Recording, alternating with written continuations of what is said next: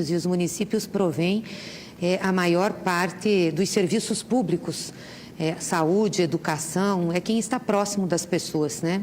E a preocupação que nós temos muito grande aqui é com essa discussão de restrição de recursos orçamentários. Acho que a lei da repatriação, que nós conseguimos aprovar, de fazer a repartição, foi importante. Mas se nós aprovarmos a PEC que restringe os gastos, os municípios vão sofrer. Ontem nós tivemos na CAI uma audiência pública e o professor Fagnani, que é da Unicamp, fez uma demonstração para nós o que isso implicaria no Sistema Único de Saúde e nos repasses para os municípios. Os municípios vão perder quase 20% de recursos. Vai ser muito difícil conseguir manter o sistema de saúde que já é precário. Então, me preocupa muito.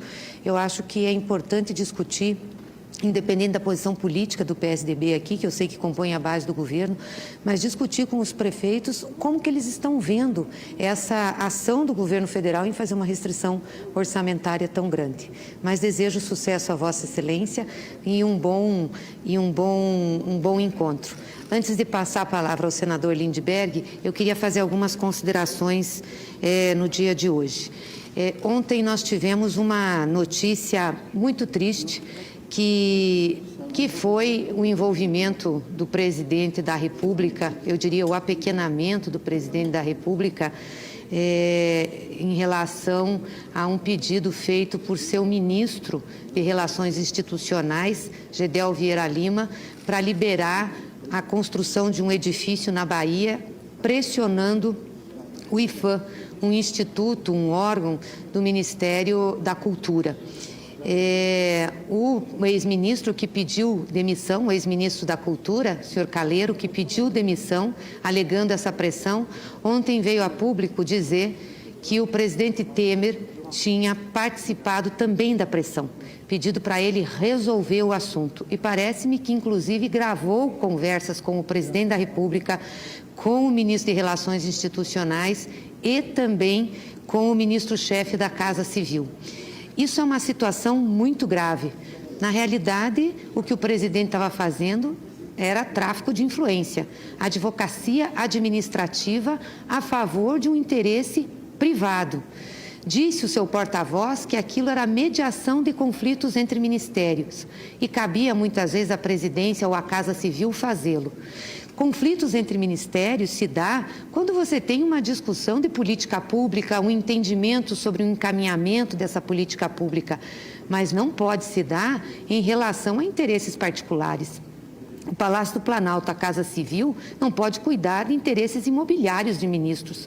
Eu fui chefe da Casa Civil. Nunca fizemos uma mediação referente a interesses privados de qualquer ministro que seja. Nunca aconteceu isso. Nunca a presidenta Dilma fez isso, nunca o presidente Lula fez isso. É extremamente grave o que aconteceu com o presidente Michel Temer. Um ministro, aliás, chegar a gravar o próprio presidente, isso já é de uma gravidade extrema, um ministro ir com um gravador, gravar a conversa do presidente e o presidente fazer pressão para resolver o problema de um ministro, que é um problema particular. É lamentável isso. Eu sei que ontem a oposição, a liderança de oposição, o senador Lindbergh, entrou com um pedido de impeachment ao presidente Michel Temer. Acho que a situação dele é insustentável, não tem como ficar no cargo, mas nós sabemos o que significa um processo de impeachment. Primeiro, que ele tem aliados no Congresso Nacional. Dificilmente o presidente da Câmara conseguirá abrir um processo contra ele lá naquela casa, para poder vir para o Senado. Isso ainda vai demorar até a situação política se agravar. Depois, todo o processo doloroso de impeachment, de discussão, de tempo, de paralisação das atividades do parlamento, da economia, tudo isso é doloroso para o país.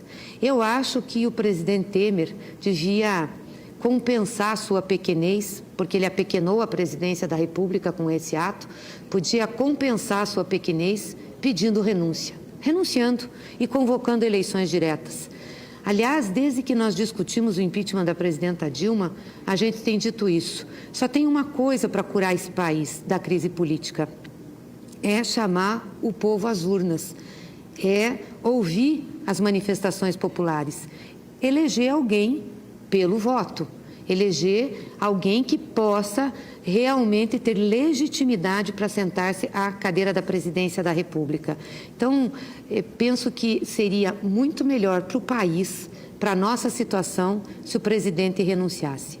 Eu ontem fui deitar e até pensei comigo, bem feito que isso aconteceu, porque o PMDB, o presidente Temer, esses ministros que estão aí envolvidos nesse assunto, lutaram muito para tirar a presidenta Dilma, conspiraram, fizeram conchavos, acertos aqui no Congresso, criaram um crime de responsabilidade que não existia, aprontaram, fiquei pensando, bem feito, né? A justiça veio a cavalo. Aí hoje de manhã eu acordei, eu disse, o problema disso tudo não é em relação ao presidente, não é em relação a ser bem feito para ele. O problema disso tudo é o sofrimento que vai causar ao povo brasileiro. Essa crise política não para. Nós não conseguimos ter estabilidade para cuidar da economia, que é a coisa mais importante para a população. O povo está com desemprego, está com baixa renda, nós estamos com serviços precários por conta de cortes orçamentários. Estamos aqui com uma PEC que foi mandada por esse governo e não tem agora, no meu entender, condições alguma dessa PEC ser discutida na próxima terça-feira, aprovada. Você já não tinha legitimidade, o presidente que está lá, o Temer, para mandar a PEC, menos legitimidade tem agora para exigir que esse Congresso aprove.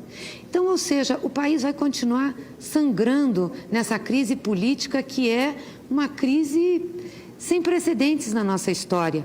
Então, ao mesmo tempo que eu fiquei pensando, bem feito, porque é da natureza humana, né? A gente que passou por uma situação tão difícil aqui, com o impeachment da presidenta, sem ela ter crime de responsabilidade, sem ela ter cometido qualquer atitude que pudesse ferir o decoro da sua presidência, mas, ao mesmo tempo, essa manifestação humana não é correta, porque o que acontece é que vai recair sobre a maioria do povo brasileiro. E eu fico muito triste com essa situação, muito triste mesmo.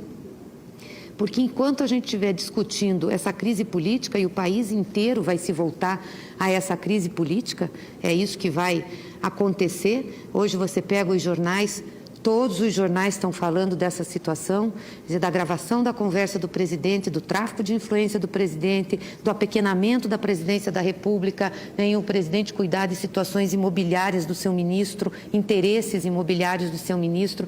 Então, tudo isso está estampado nos jornais, está lá. E aí as questões principais, como a economia, a retomada do crescimento, a necessidade de cuidar das nossas empresas que dão emprego à nossa gente, isso não está em primeiro plano. Então, nós vamos ficar mais um tempo discutindo uma crise política, um comportamento do presidente da República, comportamento dos seus ministros que ferem o decoro do cargo que ocupam. Vamos ficar discutindo isso ao invés de nos focarmos naquilo que é essencial para resolver o problema da população. Ontem nós fizemos mais uma audiência na Comissão de Assuntos Econômicos, na CAI. Aliás, é a 7ª audiência que nós fazemos sobre a PEC 55. E por que a gente insistiu tanto em fazer essas audiências, esses debates, trazer para cá pessoas que conhecem o tema para falar sobre ele? Porque eu não tenho dúvidas que essa é a principal matéria que o Parlamento brasileiro está analisando nos últimos tempos. Sabe por quê? Porque ela vai mexer com a Constituição de 1988.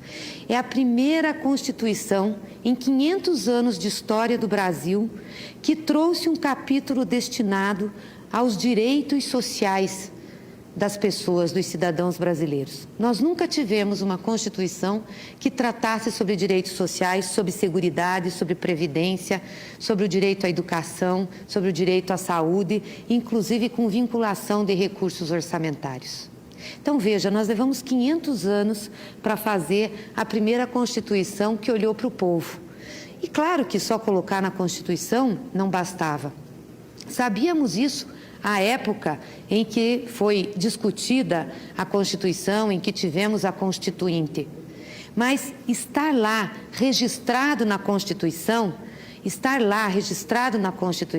já era a garantia de que isso se tornaria realidade, se não num curto espaço de tempo, pelo menos a médio e longo prazo.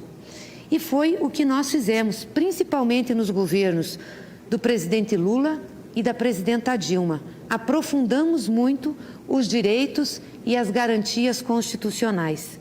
E agora, esses direitos e garantias constitucionais estão ameaçados com essa reforma. Ou seja, a primeira Constituição que olhou para o povo, a primeira Constituição que disse que o povo tinha direito a ter previdência, que o povo tinha direito a ter assistência social, que o povo tinha direito a ter saúde e educação, depois de 500 anos de história, ela não fica nem 30 anos em vigência e nós já queremos alterá-la. Então, ontem foi muito importante nós termos essa audiência, porque tanto o professor Eduardo Fagnani como a professora Vanessa Petrelli deram uma aula para nós sobre esses direitos e sobre as implicações que a PEC tem em relação à retirada desses direitos. Porque a PEC não vai só desvincular recursos da saúde, da educação. A PEC também vai limitar os recursos da Previdência Social. Nós conseguimos, com a Constituição de 88, fazer com que os brasileiros que se utilizassem dos benefícios previdenciários não tivessem um ganho menor do que um salário mínimo. Porque antes da Constituição de 88, ganhava-se no Brasil meio salário mínimo, os trabalhadores rurais aposentados. E agora isso vai mudar, porque vamos permitir novamente, se aprovada essa PEC, que brasileiros possam ganhar ou passem a ganhar menos de um salário mínimo na Previdência. Até porque vão também desvincular o salário mínimo real dos benefícios previdenciários. Então, é muito triste a gente ver essa situação que o Brasil está colocado. Triste por essa tentativa de destruir aquilo que foi uma das maiores conquistas do povo brasileiro, que foi a Constituição Cidadã, e triste por ver um presidente da República fazer do Palácio do Planalto um órgão para mediar os interesses mobiliários de seus ministros. Mas eu queria agora passar a palavra ao senador Lindbergh Farias, que é seu horário, já falei demais aqui, mas não podia deixar de de continuar essa sessão sem fazer essas colocações. Senador Lindbergh, com a palavra.